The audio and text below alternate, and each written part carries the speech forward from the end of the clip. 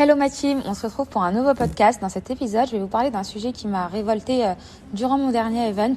J'ai séjourné dans un petit hôtel à Toulon et j'ai assisté à une scène qui m'a vraiment préoccupée. J'aimerais donc qu'on en discute aujourd'hui. Et pour vous remettre les choses dans son contexte, j'ai vu une femme de chambre nettoyer le hall d'entrée lors de mon check-in et à la fin de mon check-in, je la recroise à l'étage en train de faire les chambres et les couloirs. Ensuite, je la recroise au moment de prendre le petit déjeuner essoufflée. Tout ça pour vous dire que j'ai remarqué que c'était seulement une personne qui s'occupait de l'entretien de tout l'hôtel et donc 3 étages. Ça devait représenter au moins une 30aine de chambres et ça m'a vraiment perturbée. Donc pour en discuter aujourd'hui, j'ai invité 3 amies qui sont Zanab, Agathe, Ruth, qui sont donc toutes les 3 RH et je vais les laisser se présenter. Bonjour à tous, je suis Zanab Khan, chargée de projet RH en freelance, mais j'ai auparavant travaillé dans de grands groupes tels que la BNP Paribas. J'ai acquis de nombreuses connaissances dans ce domaine dont j'aimerais vous faire part aujourd'hui sur le sujet que Naïla soulève. Bonjour à tous, donc moi je suis Agathe Michaud, je suis également chargée de projet chez Green Planet. Je suis spécialiste dans la communication environnementale et je viens apporter mon expertise sur la précarité et les conditions de travail des femmes de chambre. Je vais laisser Ruth se présenter.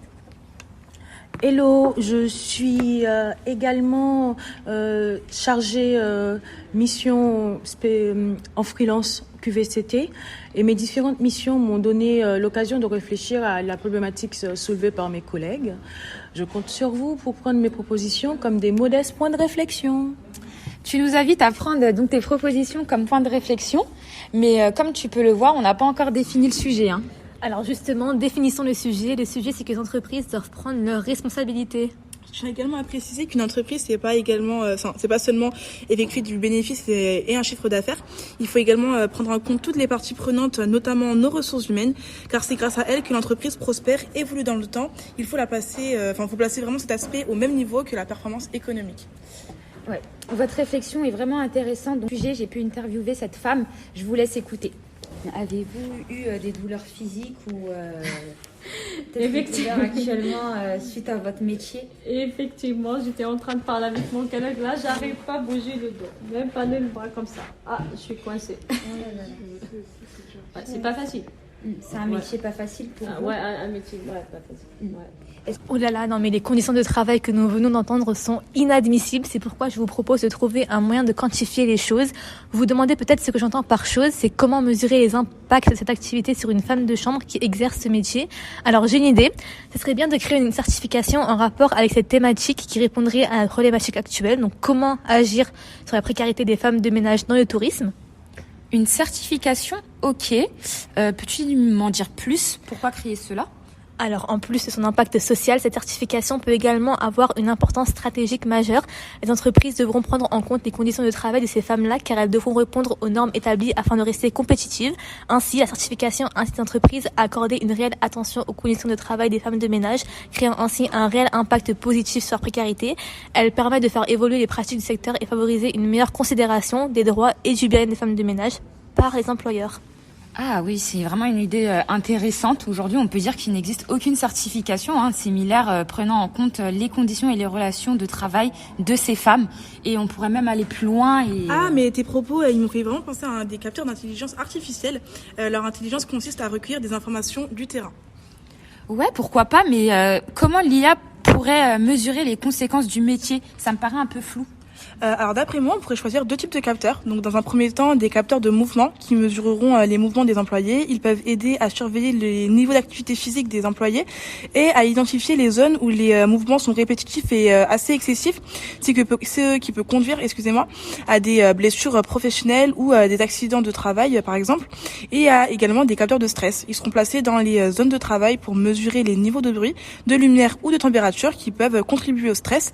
Les capteurs de stress peuvent être utilisés pour collecter et ensuite nous permettre d'analyser des données ainsi que les risques chez les employés. Ils peuvent aider à identifier les situations stressantes au cours de leur prestation. Ok les filles, très bien. Et toi Ruth, qu'est-ce que tu pourrais apporter à cela?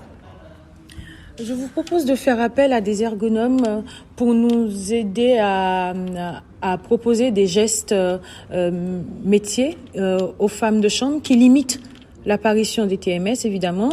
Les ergonomes pourront également intervenir dans le pilotage des données. Et si je peux me permettre aussi d'ajouter que il y a dans le témoignage de la femme de chambre interviewée des éléments qui nous laissent entendre que son employeur ne prend pas suffisamment en compte ses responsabilités dans le cadre de la loi, par exemple, tout simplement que l'employeur est responsable de la santé physique et mentale. Alors en parallèle, pour réduire les RPS, l'employeur peut fournir des équipements dont le salarié a besoin pour éviter les douleurs physiques. Il peut également recruter plus de personnel afin de réduire la charge de travail des salariés et agir ainsi sur le surmenage. Je valide, je pense même que nous pouvons créer une formation spéciale en ce sens sur les techniques efficaces qui réduisent le temps et les efforts nécessaires pour effectuer ce travail, ainsi que les formations à l'utilisation des EPI et des formations ergonomiques. Par exemple, comment utiliser les chariots afin de réduire les efforts physiques. Pour cela, on peut donc se retourner vers des organismes qui proposent ces formations, tels que la CCI, la CNFPI, ou le groupe même Atalian. Nous prenons la responsabilité de former d'autres salariés des PME vu que nous sommes en collaboration avec ces CCI.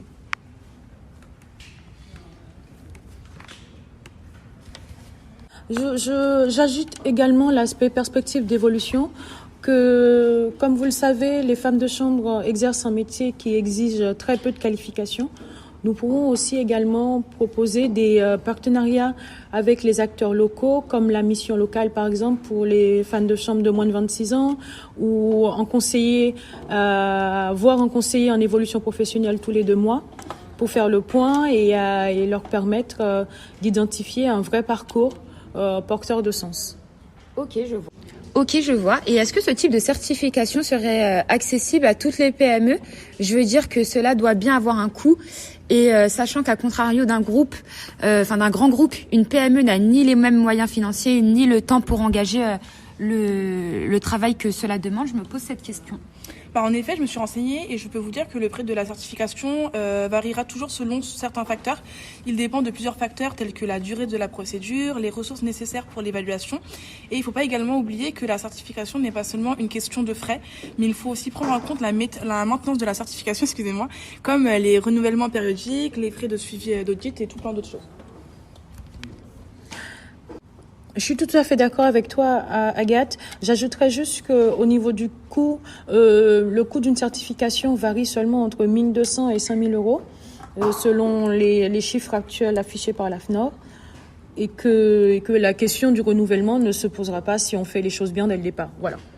Et puis, une fois certifié, l'employeur devra se conformer à des obligations de suivi pour maintenir la certification des femmes de ménage. Cela peut inclure des évaluations continues de la conformité. Ces mesures de suivi sont mises en place pour garantir justement de bonnes conditions de travail des femmes de ménage et si elles respectent les normes établies en matière de droit du travail, de santé et de sécurité. Donc pour répondre à notre problématique, vous avez décidé de mettre en place une certification pour agir sur la précarité des femmes de chambre. Cette certification cherche à rendre concret l'aspect des relations et conditions de travail. Nous allons commencer par utiliser des capteurs. Via ces capteurs, recueillir des données pour identifier la fréquence des incidents. Et ensuite, initier un programme de prévention, à travers des formations, par exemple, aux bons gestes, en utilisant, par exemple, juste des produits phytosanitaires homologués, respectueux de l'environnement. C'est déjà un premier pas. N'oublions pas l'aspect viable et fiable du projet surtout. Tout à fait. Donc, selon moi, comme nous l'avons précisé, cette certification se fera dans le cadre d'un partenariat avec un organisme compétent et extérieur. L'AFNOR, elle pourrait très bien exercer ce rôle en étant en étroite collaboration, avec l'AFNOR. Ce sera beaucoup plus facile pour nous de tout mettre en place car ils nous encadreront en termes financiers, légaux ou autres. Effectivement, là, nous pouvons dire que nous offrons une vision audacieuse pour l'industrie du tourisme en créant un environnement de travail respectueux, équitable et durable tout en valorisant le rôle essentiel des femmes de ménage.